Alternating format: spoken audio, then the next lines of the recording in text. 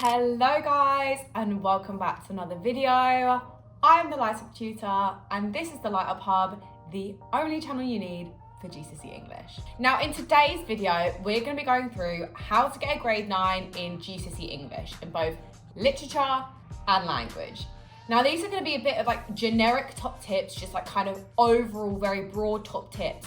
But if you apply these well, I promise you it will impact your grade massively. As we always do on this channel, as we do on the Light Up Hub, we always are trying to aim for that grade 9. Even if you're not aiming for a grade 9, even if you're at a grade 3, we always try to take traits and skills that grade 9 students display and try weave them into our own essays, because of course if we're mirroring the top standard and we're aiming for the top, if we fall a bit below it, then that's amazing. Of course, as most of you already know, all of this is taken from the Light Up Hub, which has everything you need on it for GCSE English.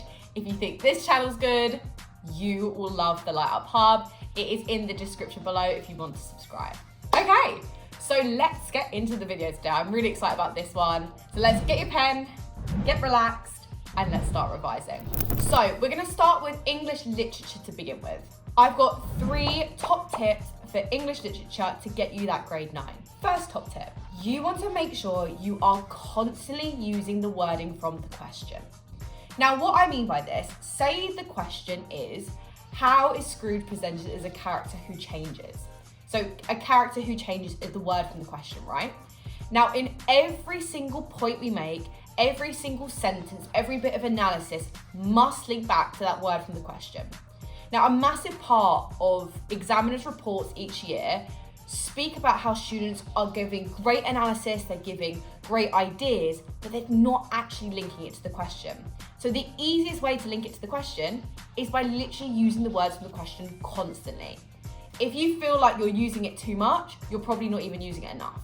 So say, for example, if I was doing my Scrooge as a character who changes, in my point, I'm going to use character who changes. In my first bit of analysis, I'm going to use character who changes. My second bit of analysis, my writer's intention, character who changes will be constantly used throughout my essay. A little hack for you here, if you're struggling to think like, am I actually using the word from the question? I'm not too sure. Get a highlighter out, and I've got my students to do this countless times. Get a highlighter out and let's just highlight how many times you've used the word from the question. If it's only once or twice, then you need to add it in more.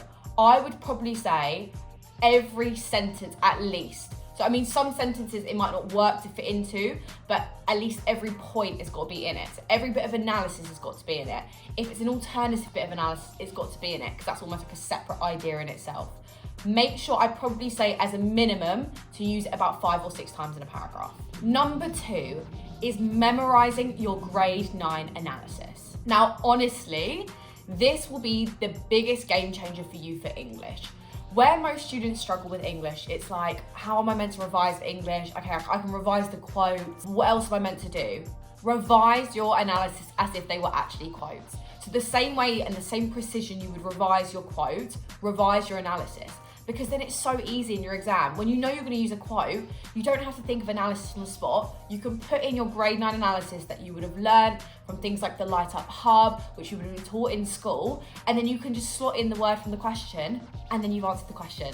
It is honestly the biggest game changer for literature. Learn your analysis. And of course, all the grade 9 analysis, if you guys want it, have a look on the Light Up Hub. We go through all of it, context, grade 9 keywords, grade 9 analysis for quotes, character development, grade 9 essays for you to have a look at, and you can utilize that for inspiration for your own analysis. And my third hack for how to get a 9 in English literature is linking your sentences together in a paragraph. Now, you might be thinking, what do you mean by that? What I mean is, with top level students, their essays flow really nicely. So not only, of course, do they link it back to the word from the question, they have the grade 9 analysis, as we've already spoken about, but they link each of their last point to their next point. So say, for example, we were looking at the question again about Scrooge as a character who changes. If I was talking about in my analysis one point, let's talk about Scrooge in stave 1 is what we're going to focus on, him being parsimonious, him being misanthropic, all of those lovely ideas that we explore on this channel. So that's my main idea. When I do my next bit of analysis, I might say, Furthermore, although he's presented as misanthropic and parsimonious, he also displays da-da-da-da-da-da.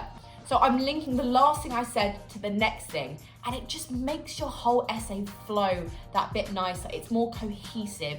It's of a higher level of writing. So especially what I want you guys to make sure you focus on, for literature, what is done horrendously badly, and I mean it's done badly, is context.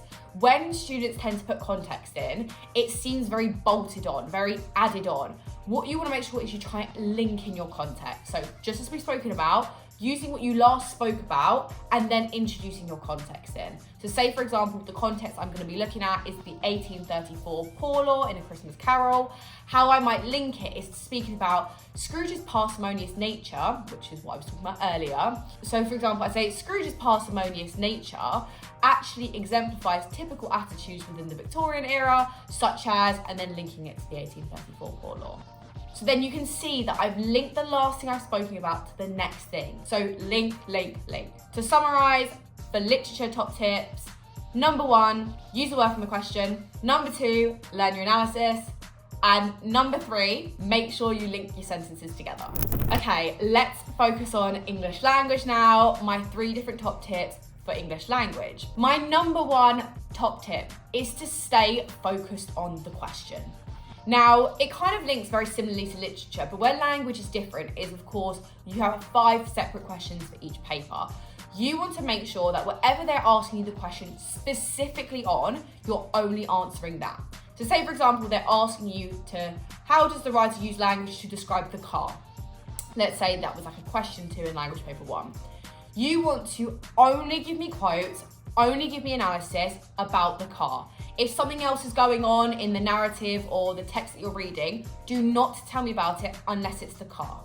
Now that sounds simple and you're thinking, I probably do that, but you'll be surprised at how many students are more general because of course they don't know the text because it's an unseen text for language and they're not actually specifically answering the question. My second top tip is practicing your analysing skills. Now, what I mean by practicing your analysing skills, in literature, of course, we analyse quite a lot, as we do it in language. But because we can't prepare as much for language as we can for literature, because we don't know the text, we need to make sure that 2 things are really, really strong. Our analytical skills, and then we have good paragraph structures. So the paragraph structures, we go into depth on this channel and the Light Up Hub. But in terms of analysing, you want to make sure you can really explain why you are talking about something, because that is what analysing is. It's giving a point and explaining why. So the framework I want you to use for your analysis, which is the Light Up framework for analysis, is technique, what it does, what it shows, why. I'm going to repeat that again because I want that to soak in. Technique, what it does, what it shows, why. And I just want you for a second just to repeat this. Technique, what it does, what it shows, why. Technique, what it does, what it shows, why. Until you're literally going insane saying it over and over again. So when you're analysing, as a basic framework to use for literature and language, give me your technique, what the technique does. So what is the effect of the technique? For example, if it's a plosive, you give a harsh sound. What it shows, this shows that whatever is harsh, or this shows da-da-da-da-da. And then why. Tell me why. Use the word because or as and say this is because da-da-da-da-da. So you give me your technique, say what the technique is, what it does, what is the effect of the technique, what it shows, tell me this shows da-da-da-da, and why. Use the word as or because. Make sure your analytical skills are strong for language because you can't pre-learn any analysis. So you need to make sure you have good structure, find it on the Light Up Hub, and good analysing skills. Use that framework. And number 3, so make sure you feel confident on the do's and don'ts for each question.